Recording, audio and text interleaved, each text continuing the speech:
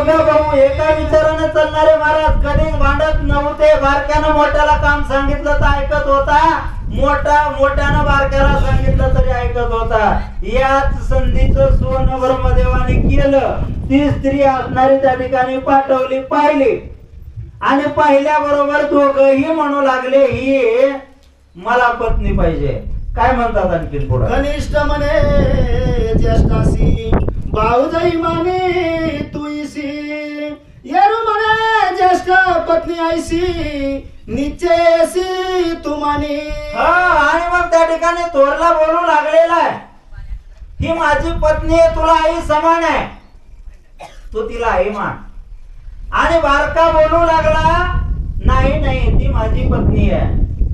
असं त्या ठिकाणी या दोघांमध्ये कलह आणि चालू झालेला आहे. कनिष्ठाचे लय ज्येष्ठ फळावे सोहळे भाऊजाई मानी या वेळे करप मिळे करपळवा. बारका भाऊ म्हणू लागला अरे बाबा मोठ्यानं बारक्याला खांद्यावर घ्यावं लागतंय.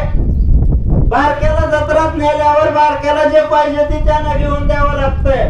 त्याच्यामुळे ही असणारी स्त्री मला पत्नी करायची आहे. बारक्याचा लाड तू पुरवून तुझी भाऊजाई समज असा त्या दोघांमध्ये आणि विचार होऊ लागला. ज्येष्ठ आज्ञेची तोरी कनिष्ठ माना विसरी हे ज्येष्ठ पत्नी खरी निज निर्धारी मानवी. थोरला म्हणू लागला मोठ्याचा असणारा अधिकार आहे. मोठ्यानं सांगितलेली गोष्ट ऐकावा. मोठ्यानं सांगितल्याबरोबर बारक्यानं काम केलं पाहिजे. त्याच्यामुळं तू काय कर, तू असणारी त्या ठिकाणी ही माझी पत्नी होणार आहे, तू तिला असणार आई मान, कारण थोरली भाऊजाई आई प्रमाण आहे असं तो बोलू लागला. कनिष्ठ मानली जी कांता ती भाऊजाई मानी दुहिता ज्येष्ठ पत्नी ती तुझी माता तो तत्वता मानवी. अरे कनिष्ठाची बारक्याची असणारी जी पत्नी आहे ना ती त्या ठिकाणी मोठ्याची भाऊजाई असते. परंतु मोठ्याची पत्नी असली ना तर मग बारक्याची ती आई असते.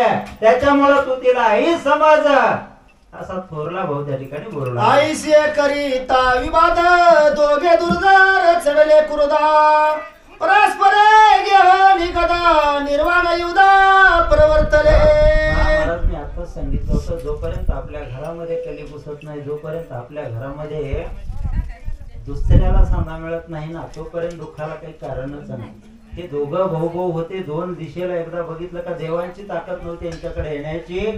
परंतु आज मात्र एका स्त्रीमुळे भांडू लागले. दोघही म्हणू लागलेले आहेत मला पत्नी करायची, मला पत्नी करायची. या नादामध्ये दोघांनी खड्ग हातामध्ये घेतलेला आहे. कटाळा येईल का तुम्हाला? प्रभू रामचंद्र भगवान की जय. बघा एक तर सोयाबीन काढायची वाचली माझी बी आणि तुमची बी. त्याच्यामुळे एवढं काय आता मस्त पैकी सगळ्याची पंगत होणार पुन्हा. त्याच्यामुळे काही अडचण नाही, असं फ्री राहा. या ठिकाणी असणाऱ्या दोघांनी खड्ग हातामध्ये घेतले, शस्त्र हातामध्ये घेतले महाराज. आणि दोघही युद्धाला जे भाऊ कधीच भांडत नव्हते ते युद्धाला उभारले.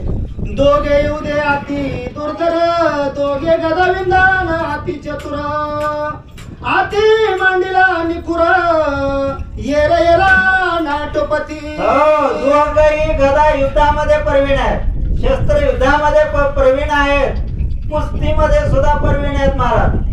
या ठिकाणी पैलवानात सारखं आपल्यात कोणी नाही, भात खाऊ महाराज सगळे. या ठिकाणी असणार हे गदा युद्धामध्ये प्रवीण असल्यामुळं दोघांचं घनघोर युद्ध त्या ठिकाणी चालू झालेलं आहे. कनिष्ठ कळला लागवत केला ज्येष्ठाचा घात पडता गदा शोभे हनित कनिष्ठाचा घात ज्येष्ठ केला.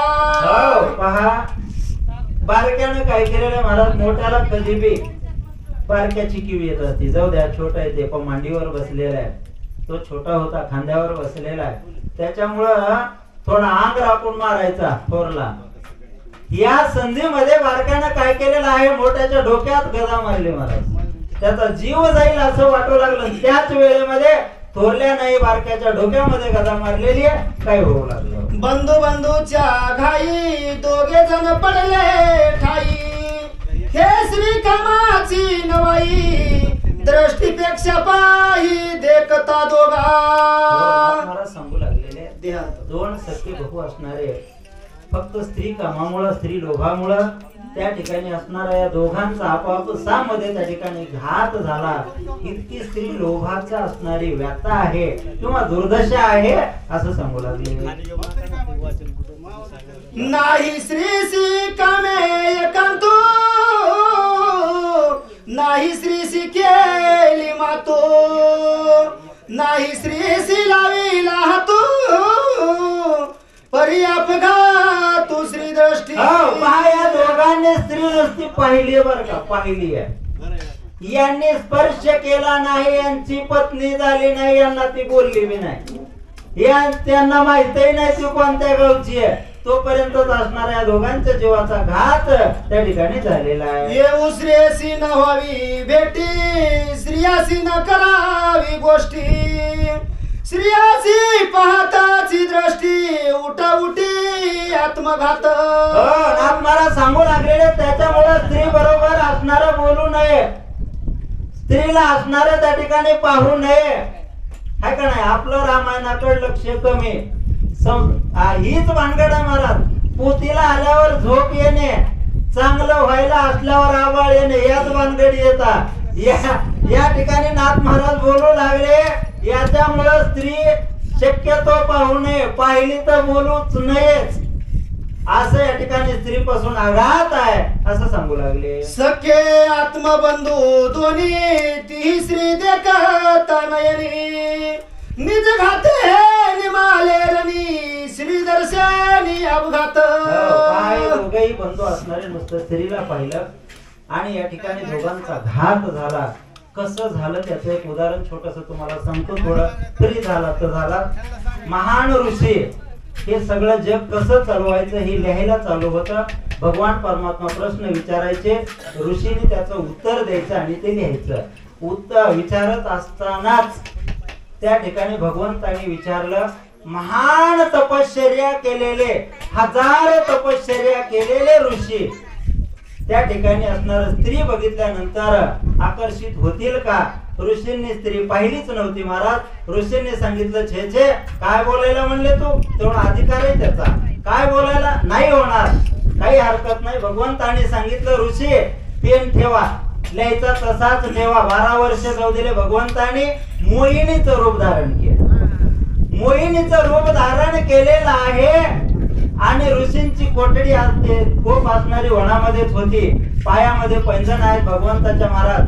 भगवंत त्या ठिकाणी कोपीला येडे मारायला लागले, पैंजण वाजू लागले आणि मग जी तपश्चर्या चालू होती ना ऋषींची भंग पावली पैंजणाना आणि बोलू लागलेले आहेत ऋषी. का हो बाई म्हणले, इकडं कस काय फिरायला लागला? बाई साहेबांनी सांगितलं मी पतीच्या शोधार्थ इकडं निघालेले वनात. ऋषींनी सांगितलं माझंही लग्न झालं नाही. बरं झालं आला. भगवंताने सांगितलं परंतु माझा एक पण आहे, मला खांद्यावर घेऊन जो या घराला 3 प्रदक्षिणा करेल त्याच्याबरोबर माझं लग्न करायचंय, असा वर मला भेटलेला नाहीये. ऋषींनी सांगितलं माझं लग्न झालं नाही, लवकर खांद्यावर बसा. भगवान परमात्मा त्याच्या खांद्यावर बसलेले 1-2 फेऱ्या मारल्या. 3ऱ्या फेरीला भगवंताने पूर्ण भार दिला. ज्याच्या हृदयामध्ये सगळे पृथ्वी सगळे ब्रह्मांड मावलेलं आहे असा भगवान परमात्मा पूर्ण वज दिलं आणि कच्च त्या ऋषींची शिंडी आवळून धरली. सांग म्हणले, स्त्री असणारी त्या ठिकाणी कसलाही महान ऋषी आहे, स्त्रीला असणारा त्या ठिकाणी आकर्षित होईल का नाही? सांगितलं महाराजांनी हो म्हणून, कारण होच म्हणावं लागलं. बाबा खांद्यावर बसलेला होता. अशी गत या दोघांची त्या ठिकाणी झालेली आहे. श्री दर्शनी देहघात श्री प्रसेनी नरकवर्त येऊ श्रियाची संगत अति अनाथ पुरुषाशी. नाथांनी सांगितलेलं आहे स्त्रीला नुसतं पाहिलं जरी तरी असणार देहघात होतो. कारण असाच उदाहरण आहे, दोघांचा घात झाला. जर स्पर्श केला तर नरकामध्ये जावं लागतंय असं या ठिकाणी नाथ महाराज बोलू लागले. कथा कथनी सुप सुंद उपसुंद हा कथेची लागला संबंध मनाने केला अनुवाद श्रुते जल्प अनुवाद मनवा. हो, नाथ महाराज सांगू लागलेले आहेत. हा या ठिकाणी कथा जी इकडे ओळवली ती हे दोघं सख्खे भाऊ होते आणि त्याच्यामुळं ही आस तुटल्या गेली म्हणून मी या ठिकाणी लिहिलेलं आहे असं नाथ महाराज बोलू लागले. श्री संगापासी अति अनर्थ हो बोलिला परमार्थ पुढील कथेचे भयचकित ताटकात दार्थ यावन आली. हो, आणि मग या ठिकाणी स्त्री पाहिल्याबरोबर अनर्थ आहे याच्यावरून ही कथा लांबली असं नाथ महाराज सांगू लागले. पूर्व कथेवर या ठिकाणी येऊ लागले. परशुरामचंद्र लक्ष्मणजी आणि विश्वामित्र त्या ताटिकेचं कथानक काय सांगतात. मग बोले रघुनंदन तीस काले राक्षसपण त्या विषयाचे निरूपण ऋषी संपूर्ण सांगतो. परशुरामचंद्र विषय विचारू लागलेले विश्वामित्रांना या ताटिकेला राक्षसपण का, या ठिकाणी राक्षस का झाली ती, कारण माणसामध्येच राक्षस आहे महाराज. राक्षस बाजूला ओळखाय जायची काही गरज नाही. जी माणसं असणारे दुसऱ्याला त्रास देतात ना, दुसऱ्यावर असणार जळतात ना, हीच खरी राक्षस आहे. म्हणून परशुरामचंद्र बोलू लागले नेमकं हिला राक्षस होण्याचं कारण काय, काय सांगतात विश्वामित्र. अगस्तीच्या आश्रमासी ताटकावसे वनवासी घेऊन दोघा पुत्रासी ती परदेशी विचारत.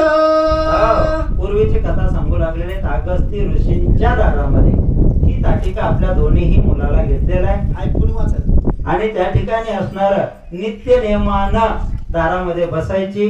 कशी बसायची महाराज, तुम्ही बसलात तसं वनवासाने हाय का नाही, असं प्रिय म्हणा, प्रसन्न म्हणा. आपण भात खाताना कसं कडे येऊ द्या भात, तसं एवढं प्रसन्न म्हणा. ती ताटिका तिथं त्या ठिकाणी वनवासासारखी आणि बसत होती.